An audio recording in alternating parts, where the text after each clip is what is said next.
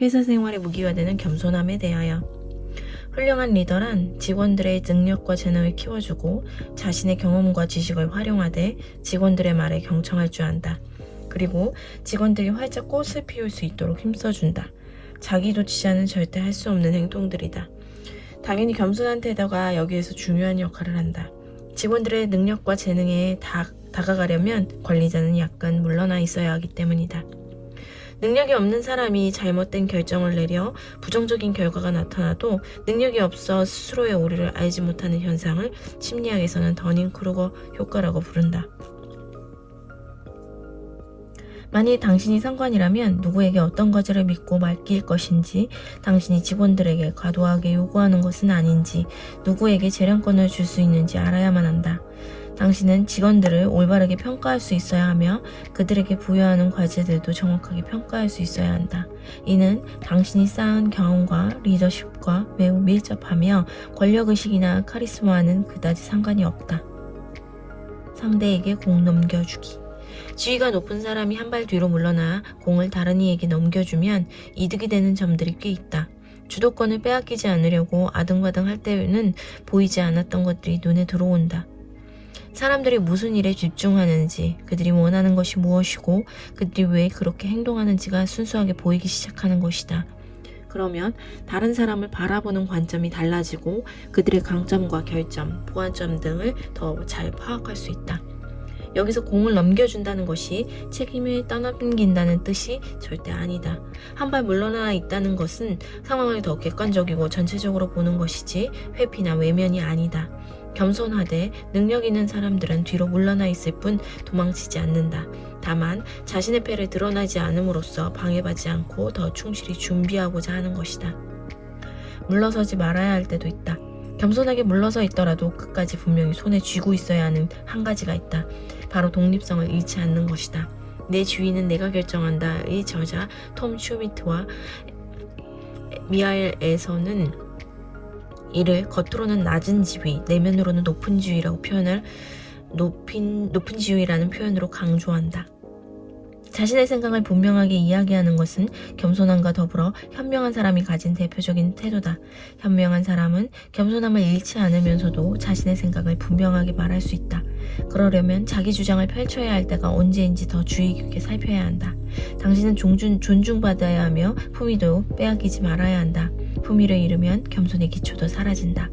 막강한 권력에 제대로 방어할 수 없을 때도 품위는 지킬 수 있다. 누군가의 지시에 따라 어쩔 수 없이 행동하는 것이 불가피하다면 그 사실 하나라도 분명하게 밝혀야 한다.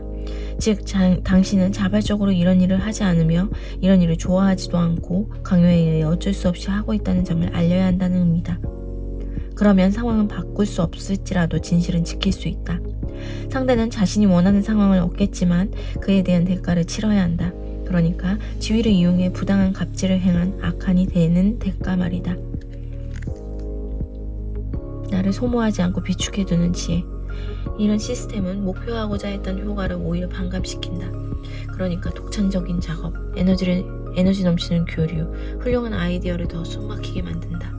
내향적이고 스스로를 낮추는 겸손한 성향이 있는 사람들에게는 특히 더 그렇다. 이들은 마치 매일 자신의 모든 것이 스캔당하는 느낌을 갖게 되고 모든 것이 소진된 채 더 나은 성과를 만들어낼 동력을 잃고 만다. 그 어떤 사람도 당신을 소진시킬 권리는 없다. 당신은 비상시를 위해 에너지를 남겨둬야 하며 그 누구도 당신이 비축해둔 에너지를 함부로 가져가서는 안 된다. 사실 비상용 에너지의 본질은 가능하면 사용하지 않는 데 있다. 에너지를 비축하려면 스스로 독립성과 자주성을 지켜야 한다. 방해받지 않는 시간이 있어야 하며 자신만의 자유 공간이 필요하다. 없으면 의도적으로 만들어서라도 말이다. 강해 보이려고, 능력이 많은 사람처럼 보이려고, 똑똑해 보이려고 당신의 에너지를 낭비하지 마라. 과장된 포장은 결국 벗겨지기 마련이다. 오늘이 아니더라도 내일이 아닐지라도 언젠가 그렇게 되는 것을 누구도 막을 수는 없다. 그러니 그저 단단한 땅 위에서 당신이 가진 보폭과 당신의 속도대로 걸어가기를 바란다. 당신이 가진 에너지를 비축해두면서 당신의 무기를 갈고 닦기를 응원한다. 세련된 풍자의 원칙. 다른 사람이 아직 당신에게 어떤 능력이 잠들어 있는지 전혀 모르는 상황이었다고 하자. 그런데 스스로를 내세우지 않고도 당신의 능력을 적절히 보여줄 수 있는 상황에 자연스럽게 놓이게 된다면 이때도 과장되지 않고 절제된 행동이 가장 빛난다. 너무 수줍어하거나 저는 아직 준비가 전혀 안 돼서요 라는 말도 굳이 필요 없다. 그냥 담담하게 평소와 다름없이 자신의 일에 묵묵히 집중하는 것이다. 모두가 놀라는 가운데 일이 잘 마무리된 순간에도 마찬가지다. 특별한 일을 해내는 것이냐 어깨에 힘을 주는 것이 아니라 자신이 대단해서가 아니라고 스스로를 낮추는 것이다. 이런 행동이 뻐기고 으스대는 것보다 훨씬 더 믿음직스럽고 품위 있는 태도다. 당신이 직접 나서서 잘난 체 하는 사람의 가면을 벗기는 게 아니라는 것이다. 당신은 그저 그에게 조용히 적절한 질문을 던질 뿐이다. 마치 콜럼보 형사처럼 말이다.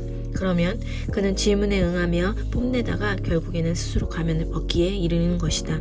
주의해야 할 것은 부드럽게 비트는 표현을 넘어 그를 조롱하거나 비난해서는 절대 안 된다는 점이다.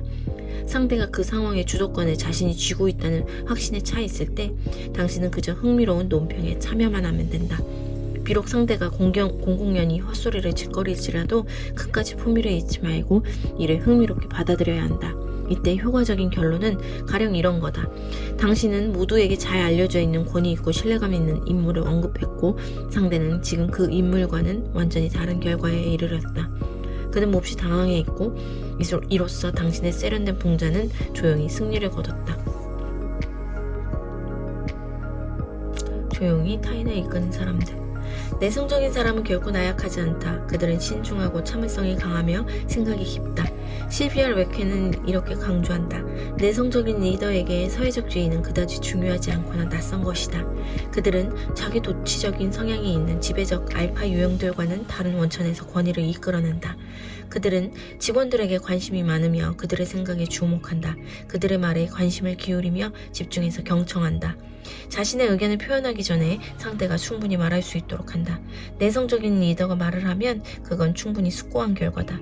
그리고 그 말에는 항상 핵심이 담겨있다. 이런 리더는 직원들에게 어떤 느낌을 줄까? 나를 진지하게 대하며 존중해준다는 느낌이다. 이런 리더에게서 어떤 힘이 뿜어져 나올까? 조용하지만 강력한 형태의 권위다. 내성적이라는 것은 겸손함과도 연관이 있다. 이미 언급했듯이 겸손함은 정통한 사람의 태도다. 완벽하지 않을 수 있는 힘. 그들은 자신에게 완벽하다는 인상을 주려 하지 않는다. 오히려 자신의 약점을 거리낌 없이 인정하며 부족한 점을 솔직하게 말한다. 이들은 뭔가에 대해 모른다거나 아직 목적을 달성하지 못했다는 것을 인정한다. 이런 인정은 주변 사람들을 편하게 하고 긴장을 해소시켜준다. 리더가 실수를 인정하는 것을 큰 문제로 여기지 않으면 부하 직원들 역시 속일 게 적어지는 것이다. 그럼 뭔가 잘못 돌아가는 일이 생길 때 그 원인들을 더 쉽게 발견할 수 있다. 리더가 좋은 선례를 보일 경우 실수를 빠르게 인정하고 바로잡는 문화가 가능해지는 것이다. 253일차 독서였습니다.